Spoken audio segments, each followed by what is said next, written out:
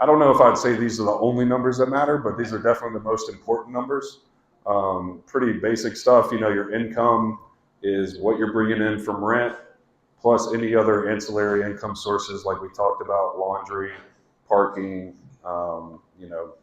any sort of additional income that you can add on to that. And then your expenses, those are your operating costs. We do not count debt in this expense, and I will explain why here on the next slide, but your operating costs are, utilities that you're paying, they are your insurance, your taxes, stuff that's you have to pay every month.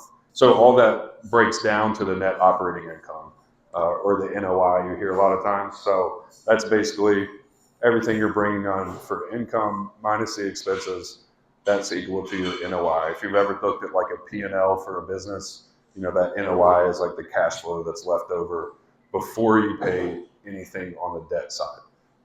This is probably the most important number to track out of all this stuff, because the NOI is what your valuation is directly affected by. So we'll get into the cap rate stuff here in a minute, but that's the biggest difference in single family and multifamily, is that single family, your valuations are based on the comps of what comparable properties have sold around yours. The valuation for multifamily is directly affected by the NOI. So they're looking at the NOI, they'll use a cap rate, and that's how they come up with the value of the property. So anything that you can do to increase this income and decrease this expense, it changes your valuation in the property. I think it's like for every dollar that you add to NOI, it adds like $17 worth of value to the property, or somewhere between like 14 to 17. So, you figure out a way to add $10,000, you just added $170,000 worth of value. So it's pretty useful tool. So we talked about this a second ago, the debt service coverage ratio. Basically what's that saying is, can the deal support the debt that we're putting on the property? So you have that NOI number, and then the debt service, which is what you're paying for your mortgage on the property, and then they divide those and come up with your debt service ratio.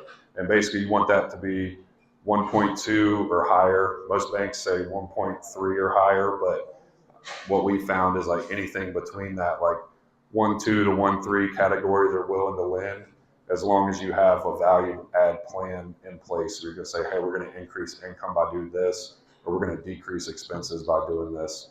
And I'll show you kind of what that calculation looks like on the next thing. The cap rate is also a very important metric. So that is what we use to evaluate based on the NOI. So cap rates are like basically what you can expect to get as a return on the property. The nicer the property is, the more stabilized it is, the lower your cap rate will be. And then, you can expect a lower return. Yeah, go ahead. I do. It's on the next one. I'll show you. But the cap rate, before we get into that, if you have a really nice stabilized property, it's a lot less risky. So I'm going to explain just kind of why cap rates are different. So if you've got a Class A property, let's say in Boca Raton, Florida, it's always leased out. The rents are super high. The maintenance is very low. Like, that cap rate is going to be a lot lower. So you're willing to buy that property and, let's just say, get a 5% return on it because it's super nice. You're going to be able to sell it. There's not a lot of risk involved. So that cap rate's going to be lower, but that makes the value of the property higher when you go to sell it. Now, if you're buying a mobile home park, a lot of times those trade in like the 12 to 18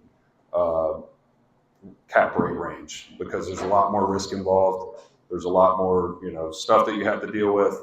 The asset class is usually like, C, sometimes D, depending on it. So just keep that in mind. Like, the nicer the property is, the more stabilized it is, the lower that cap rate's going to be, the more problems we have and the more risk we're taking on.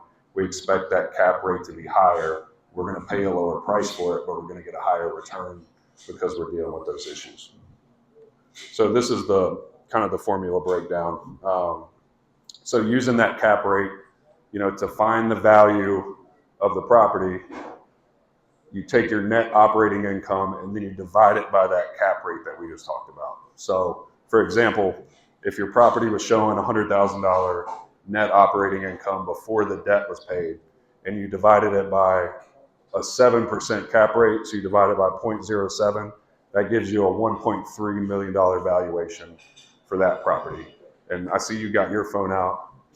Take that same cap rate, and if you could plug like $150,000 in for the NOI, do you mind doing that for me?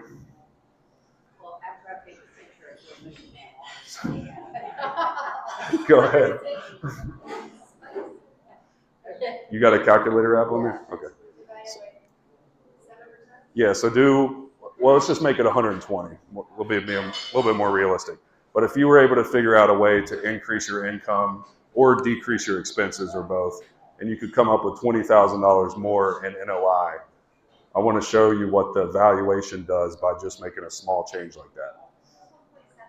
Yeah, so you just added like $300,000 in value by affecting this by only $20,000.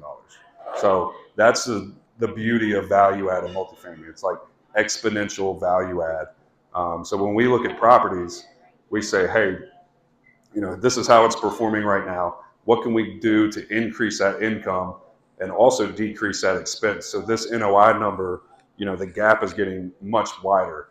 And if you can, a lot of times, depending on how big the property is, you can add $50,000 to $100,000 in NOI, and at that point you're talking about a couple $1 million in value add. And it's just like, what does the EBITDA stand for? This is EBITDA. This is more for like business. So that's earnings before interest, taxes, and depreciation. So that's like more business valuation metrics. But super important, formula to have if you're evaluating multifamily. And for me, it was like, I was mind blown when I figured out if we can add, $20,000 to the income at the end of the year, like we just made $300,000. It was just like, again, we're not worried about, what the lady down the road just sold her house for. It's like, this is just direct operations and numbers. So this other formula, the DSCR, the debt service ratio that we talked about, this is really what the banks are looking at when they go to lend on your property. So they take your net operating income, let's just say annual. So if that was $100,000 annually in NOI, and your debt service, so what you're paying back to the bank, was $85,000 annually, you just take that NOI, you divide it by the debt service, and that gives you your DSCR. So, if that were the case, the bank would probably look at it and they'd say, that's a little bit low for what we're willing to lend on. But if you can get that closer to the 1.2 mark, and you have like a business plan that you present them when you go to buy the property, they'll say, okay, well, it's a little bit tight right now, but we can see that you've got 15 vacancies in this. You've already got 5 that you could probably get leased out right away. The owner is paying all the utilities for the tenants. Like if you make these 2 or 3 quick changes, like you can get that from a 1.2 to a 1.4 pretty quickly. And they're kind of willing to work with you a little bit more when you have that kind of like business plan in place. And that we kind of cover that here in a minute. But anybody have questions on this? I know it's more math than I like to do a lot of times, but it's, for me, it was super eye opening, and I was like, man, we can really, like, this is how you really make money. Yeah.